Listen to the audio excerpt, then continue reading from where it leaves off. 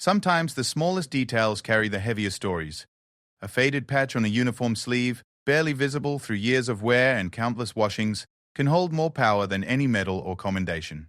For Staff Sergeant Maria Santos, that tiny piece of fabric sewn onto her maintenance coveralls was just another part of her daily routine. Until the day a three-star general stopped dead in his tracks at the sight of it. What Maria thought was an ordinary equipment inspection would unravel a mystery that had haunted the highest levels of military command for over 2 decades. The patch she wore so casually, inherited from her late father's old gear bag, was about to reveal a truth that would shake the foundations of everything she believed about her family's past. In a world where heroes are forgotten and sacrifices go unrecognized, sometimes it takes a chance encounter to illuminate the extraordinary courage that runs deeper than blood itself. The morning sun cast long shadows across the military maintenance hangar as Staff Sergeant Maria Santos methodically checked her equipment list for the 3rd time. Her coveralls, stained with hydraulic fluid and years of honest work, bore the familiar weight of tools that had become extensions of her hands. The small, faded patch on her left sleeve caught the early light, a simple emblem featuring crossed wrenches over a shield that her father had sewn onto his own work uniform decades ago. Maria had inherited more than just the patch from her father Carlos Santos. She had inherited his meticulous attention to detail, his unwavering work ethic, and his quiet pride in keeping the machines of war running smoothly. Carlos had been a civilian contractor who worked on military bases throughout the 1990s, always telling Maria stories about the brave men and women who depended on perfectly maintained equipment to come home alive. When he passed away 5 years earlier, Maria had carefully removed the patch from his old coveralls and transferred it to her own, carrying forward a piece of his legacy. Today was different from other days, though Maria couldn't quite put her finger on why. The base buzzed with unusual activity. Senior officers moved with purpose through corridors that normally saw only routine foot traffic. Rumors circulated among the enlisted personnel about an unscheduled inspection by high-ranking officials from the Pentagon. Maria tried to focus on her work, but the undercurrent of tension was impossible to ignore. Her current assignment involved servicing a fleet of transport helicopters that had recently returned from deployment. Each aircraft required comprehensive maintenance checks, and Maria took pride in her reputation for thoroughness. Other mechanics might rush through the paperwork or skip minor items, but Maria understood that a loose bolt or overlooked warning light could mean the difference between life and death for the crews who flew these machines. As she crawled under the belly of a UHH 60 Black Hawk, checking hydraulic lines with practiced efficiency, Maria heard voices approaching the hangar. Multiple sets of polished boots clicked against the concrete floor with military precision. She recognized the cadence immediately, high-ranking officers making their rounds. Maria continued her work, knowing that the best way to handle any inspection was to demonstrate competence through action rather than ceremony. The voices grew closer, and Maria caught fragments of conversation about maintenance schedules, deployment readiness, and personnel evaluations. She had been through enough inspections to know the routine.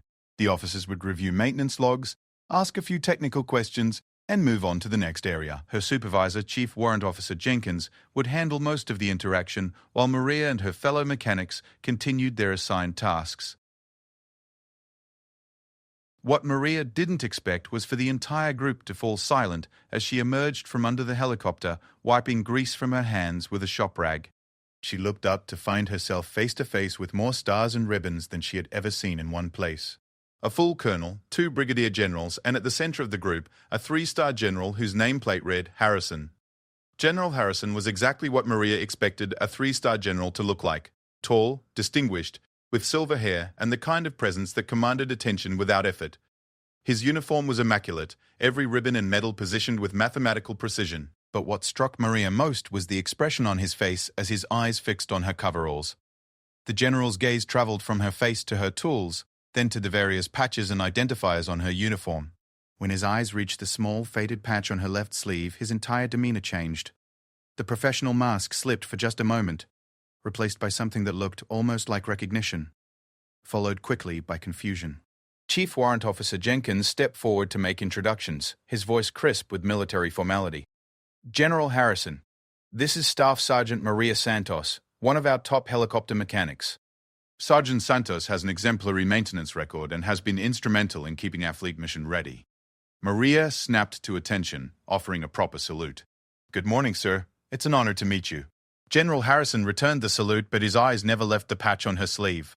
The other officers exchanged glances, clearly sensing that something unusual was happening, but uncertain what it might be. The general stepped closer to Maria, his voice carefully controlled.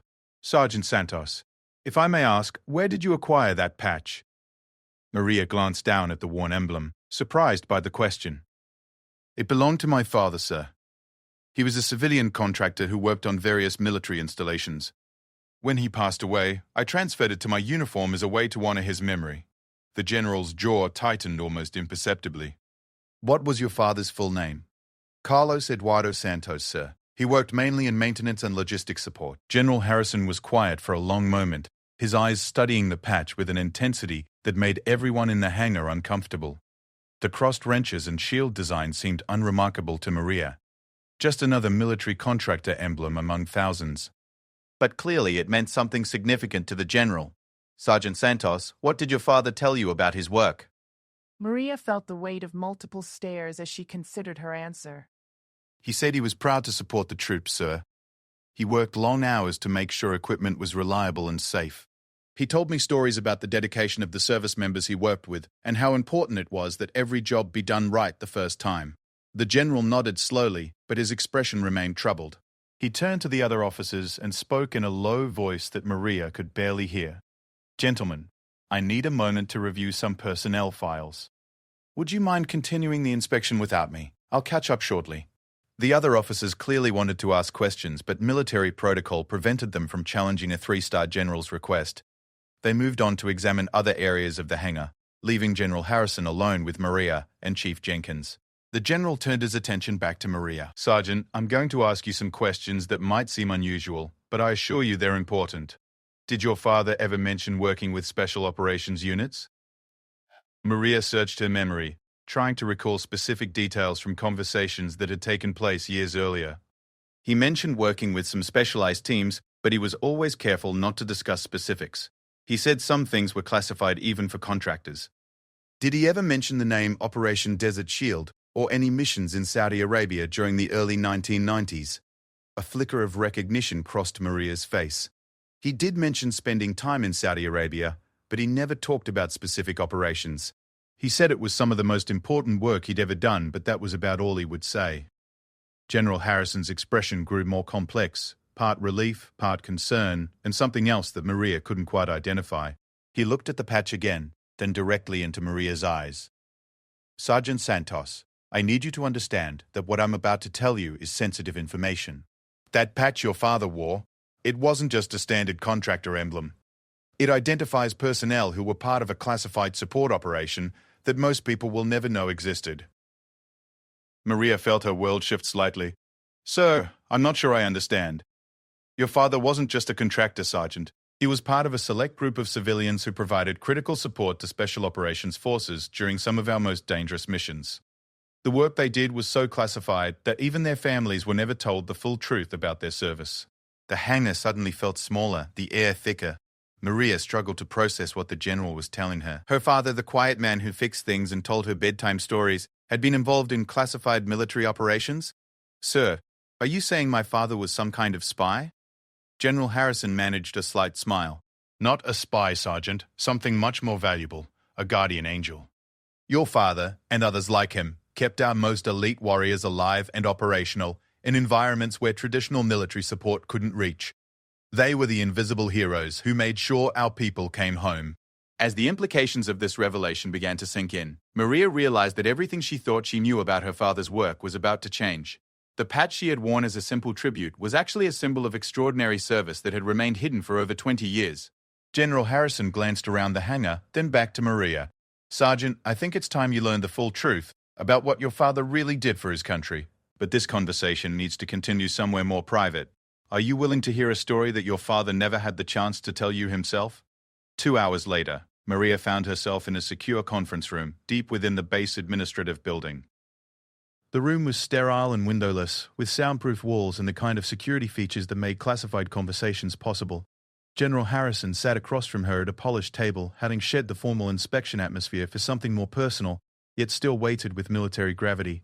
Between them lay a thick manila folder marked with various classification stamps and security warnings. The general's aide had brought coffee and then disappeared, leaving them alone with secrets that had been buried for decades. Before I show you what's in this file, Sergeant Santos, I need you to understand the context. General Harrison began, his voice carrying the weight of years. In 1991, during Operation Desert Shield and the early days of Desert Storm, our Special Operations Forces were tasked with missions deep behind enemy lines. These weren't the operations you read about in history books. They were the ones that officially never happened. Maria sat perfectly still, her mind racing. She had grown up hearing stories about the Gulf War, but her father had always been vague about his specific role during that time. He would mention the heat, the long hours, and the importance of the work, but never any details that might have hinted at classified operations. Your father wasn't just maintaining equipment at a safe rear base, the general continued. He was part of a program called Operation Phantom Wrench, a classified initiative that embedded civilian technical specialists with our most elite units. These specialists were responsible for maintaining and repairing sophisticated equipment in forward operating positions where traditional military supply chains couldn't reach. General Harrison opened the folder and pulled out a black and white photograph. The image showed a small group of men in desert camouflage, standing next to what appeared to be specialized communications equipment in an austere desert setting. Maria's breath caught as she recognized her father's face among the group, 25 years younger but unmistakably him. This photograph was taken at a classified forward operating base, approximately 60 miles behind Iraqi lines in February 1991. Your father is standing next to Captain James Mitchell, who was leading a reconnaissance team tracking Scud missile movements. Maria studied the photograph intently. Her father looked impossibly young and serious, wearing the same type of coveralls she now wore but adapted for desert operations. The other men in the photo had the lean, intense look of special operations personnel, but her father fit seamlessly among them despite his civilian status. The mission was supposed to last 72 hours, General Harrison continued, pulling out additional documents from the file. Captain Mitchell's team was to gather intelligence on mobile missile launchers and relay targeting information back to coalition air forces. Your father was there to maintain their communications equipment and ensure they could call for extraction when the mission was complete. The general paused, and Maria sensed that this was where the story would take a darker turn. She braced herself for whatever was coming next. On the second day of the mission, the team's position was compromised. Iraqi forces had detected their communication signatures and were moving to surround them. The extraction helicopter was still 6 hours out, and the team was facing overwhelming odds. General Harrison pulled out a typed military report. Its pages yellowed with age and marked with official seals. This is the after-action report from that mission. It documents one of the most remarkable acts of courage I've encountered in 35 years of military service. Maria leaned forward as the general began reading from the report. At approximately 0400 hours on February 18, 1991, civilian contractor Carlos Santos volunteered to remain behind with damaged communications equipment, while Special Operations Team Alpha moved to alternate extraction coordinates. Mr. Santos successfully maintained radio contact with extraction forces while under direct enemy fire, enabling the safe recovery of all military personnel. The words hit Maria like a physical blow. Her father had stayed behind under enemy fire to save soldiers. The quiet man who had taught her to change spark plugs and check tire pressure had been a hero in the truest sense of the word. Your father's actions saved 6 lives that night, General Harrison continued, his voice heavy with respect. But because of the classified nature of the operation, his heroism could never be officially recognized. He couldn't receive medals, citations, or even acknowledgement that he had been in Iraq. The success of future operations depended on maintaining absolute secrecy about the Phantom Wrench program. Maria stared at the documents, trying to reconcile this information with her memories of her father. He had been brave, certainly, but in quiet, everyday ways. He had never shown any sign that he carried the weight of such experiences. Sir, if he stayed behind, how did he survive? How did he get home? General Harrison smiled for the first time since they had entered the room. That's where the story becomes even more remarkable. Your father didn't just maintain communications and wait for rescue. According to Captain Mitchell's debriefing, Carlos Santos' jury rigged a portable transmitter from damaged components and successfully called in close air support that scattered the Iraqi forces long enough for a combat rescue team to extract him. The general pulled out another photograph, this one showing her father being helped from a helicopter, his coveralls torn and dirty, but very much alive. This photo was taken when he arrived back at the forward operating base. He had been behind enemy lines for 18 hours, under fire for most of that time, keeping our people connected to safety. Maria felt tears forming in her eyes as she processed the magnitude of what her father had done. Why didn't he ever tell me? Why couldn't I know? Because the Phantom Wrench program was so sensitive that even family members couldn't be told. The contractors who participated were required to sign agreements that prevented them from discussing their service for 25 years minimum. Your father took that commitment seriously, even though it meant he could never share his proudest moments with the people he loved most. General Harrison reached into the folder one more time and pulled out an official-looking document with multiple signatures and seals.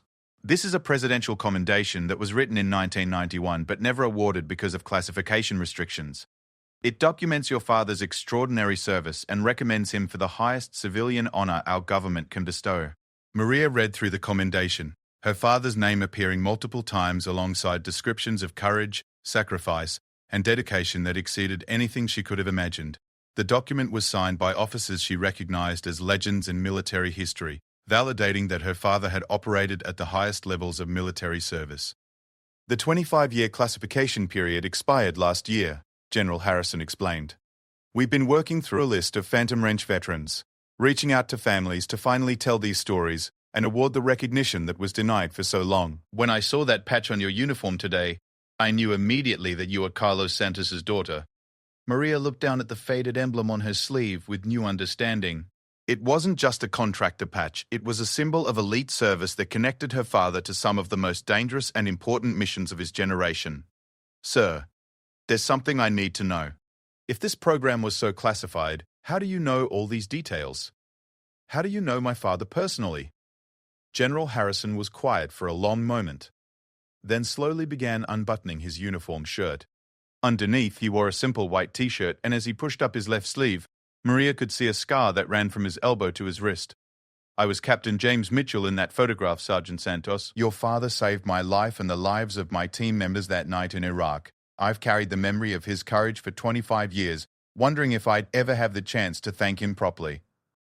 The revelation hit Maria like lightning. The three-star general sitting across from her was the young captain her father had risked everything to save. The man who now commanded thousands of soldiers owed his life to Carlos Santos, the quiet contractor who had fixed things and told bedtime stories. I've been trying to find your father for years, General Harrison continued, but I learned about his death only recently, when we began processing Phantom Wrench commendations.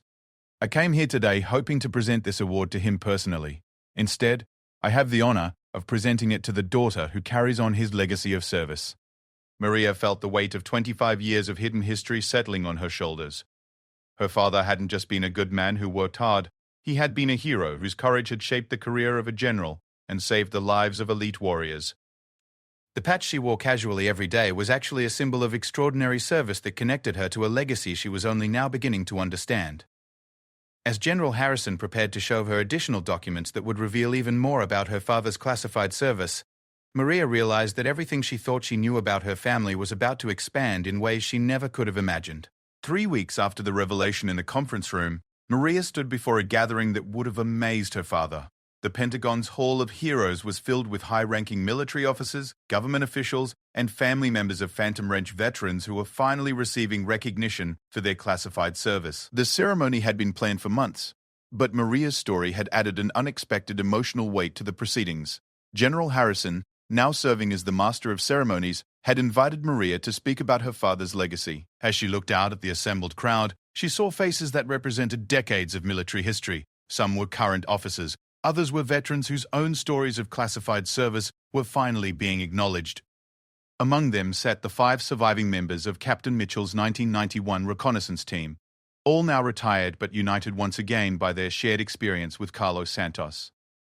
The weeks since learning about her father's heroism had been a whirlwind of emotions and discoveries. General Harrison had connected Maria with other family members of Phantom Wrench veterans, creating a network of people who suddenly understood that their loved ones had been part of something extraordinary. They had formed an informal support group, sharing stories and photos that had been hidden away for 25 years. Maria had also learned more about the scope of the Phantom Wrench program. Her father hadn't been involved in just one mission. He had supported special operations forces across multiple deployments throughout the 1990s. The folder General Harrison had shown her was just one of several documenting Carlos Santos's contributions to classified missions in places she couldn't have imagined him visiting. The most shocking revelation had come from Captain Rodriguez, one of the team members her father had saved in Iraq. During a phone conversation that had lasted 3 hours, Rodriguez told Maria about a mission in Somalia in 1993 where her father had volunteered to repair a damaged helicopter under sniper fire, enabling the evacuation of wounded soldiers. Another team member, now a retired colonel, described how Carlos had worked 72 hours straight to restore communications during a classified operation in Afghanistan, refusing relief until every piece of equipment was functioning perfectly. As Maria prepared to address the ceremony, she thought about how these stories had changed her understanding of her childhood. Her father's frequent business trips, his careful attention to detail in everything he did, his quiet insistence on doing things right the first time, all of these traits now made sense in the context of life or death responsibilities she had never known about. General Harrison introduced her with words that would have made Carlos Santos proud. "Ladies and gentlemen, it gives me great honor to introduce Staff Sergeant Maria Santos, United States Army, whose father Carlos Eduardo Santos exemplified the courage and dedication of our Phantom Ranch veterans. Carlos Santos saved my life and the lives of my team in 1991, and today his daughter continues his tradition of selfless service to our nation." Maria approached the podium wearing her dress uniform. The faded patch that had started this journey replaced now by the official Phantom Ranch commendation that General Harrison had presented to her during a private ceremony the previous week. The small emblem represented not just her father's service, but the service of hundreds of civilian contractors who had risked everything to support Special Operations Forces during the most dangerous missions of their era. "3 weeks ago, I thought I knew who my father was," Maria began, her voice carrying clearly through the hall's sound system. "He was a hard-working man who fixed things, who taught me the value of doing a job right, and who told me stories about the brave men and women he supported during his work as a contractor." I wore his old patch on my uniform as a simple tribute to a good father and a dedicated worker. The audience was completely silent, understanding that they were about to hear a story that represented thousands of similar stories across the military community. "What I discovered is that my father was part of something much larger than I could have imagined. He wasn't just fixing equipment in safe locations. He was risking his life to ensure that our most elite warriors could complete missions that protected our national security. He did this not for recognition or reward, but because he understood that good people depend on others to do their jobs with excellence, even when no one is watching." Maria paused, looking out at the faces of the Special Operations veterans in the audience. Many of them nodded with understanding, recognizing the truth of what she was saying. "The patch I wore for 5 years without understanding its significance represents something profound about service and sacrifice. My father and the other Phantom Ranch veterans couldn't tell their families what they had done. They couldn't receive public recognition for their courage. They had to carry the weight of extraordinary experiences alone, knowing that their heroism would remain hidden until years after their service ended." General Harrison watched from the side of the stage, remembering the young captain he had been in 1991, and thinking about how Carlos Santos's courage that night had shaped every day of his military career since. "Today, as we finally honor these veterans, I want to share what I've learned about the true meaning of heroism," Maria continued. "It isn't about recognition or medals or stories in newspapers. Real heroism is about doing the right thing when it's difficult, dangerous, and thankless. It's about putting the safety and success of others ahead of your own comfort and recognition." The audience included several family members who were hearing these stories for the first time, just as Maria had 3 weeks earlier. She could see the mixture of pride and grief on their faces as they processed the magnitude of what their loved ones had accomplished. "My father came home from his deployments and went back to his regular life, fixing everyday problems and teaching his daughter how to change oil and check tire pressure. He never acted like a hero because he didn't think what he had done was extraordinary. To him, it was just the right thing to do when good people needed help." Maria's voice grew stronger as she reached the heart of her message. "But that's exactly what makes him and all the Phantom Ranch veterans true heroes. They risked everything not for glory or recognition, but because they understood that excellence in their work meant other people got to go home to their families. They chose to be excellent when excellence was dangerous." The ceremony continued, with individual recognitions for each Phantom Ranch veteran, whether living or deceased. Maria watched as families received presidential commendations that had been written decades earlier, but never awarded. She saw tears in the eyes of hardened Special Operations veterans as they finally had the opportunity to thank the civilian contractors who had kept them alive during impossible missions. When the formal ceremony concluded, Maria found herself surrounded by people who wanted to share their own stories about Carlos Santos. A retired master sergeant told her about a mission in Bosnia, where her father had crawled through a minefield to recover communications equipment that was critical for calling in medical evacuation. A former Navy SEAL described how Carlos had stayed awake for 3 days straight to maintain surveillance equipment during a hostage rescue operation. Each story added another layer to Maria's understanding of her father's legacy. He hadn't just saved General Harrison's team in Iraq. He had been saving people throughout his career. One mission at a time, one perfect repair at a time. As the evening wore on, Maria realized that learning about her father's heroism had changed more than just her understanding of the past. It had changed her understanding of her own potential and responsibility. She was no longer just a mechanic doing a job, she was the daughter of a hero, carrying forward a tradition of excellence that had literally saved lives. The faded patch that had started this journey now hung in a place of honor in her apartment, next to the official commendation and the photographs General Harrison had given her. But the real legacy wasn't in the symbols or documents. It was in the understanding that ordinary people doing extraordinary work can change the world in ways they may never fully know. 6 months later, Maria received orders for her first deployment to a forward operating base in a classified location. As she prepared for the assignment, she thought about her father's example and the standard of excellence he had set. She wouldn't be supporting Special Operations Forces as a civilian contractor, but she would be maintaining the aircraft that brought warriors home safely. On her final day before deployment, General Harrison visited her unit to wish her well. Their conversation was brief but meaningful. "Your father would be proud of the soldier you've become, Sergeant Santos." "Thank you, sir. I've learned that the best way to honor his memory is to do my job so well that other people get to go home to their families." General Harrison smiled, remembering a young contractor who had expressed exactly the same sentiment 30 years earlier in a very different setting. As Maria boarded the transport aircraft that would take her to a deployment, she carried with her the knowledge that heroism isn't about seeking recognition or glory. True heroism is about choosing excellence when excellence matters most, even when no one is watching. It's about understanding that your work, whatever it might be, can be the thing that makes the difference between life and death for someone else. The patch on her uniform now represented not just her father's legacy, but her own commitment to carrying that legacy forward.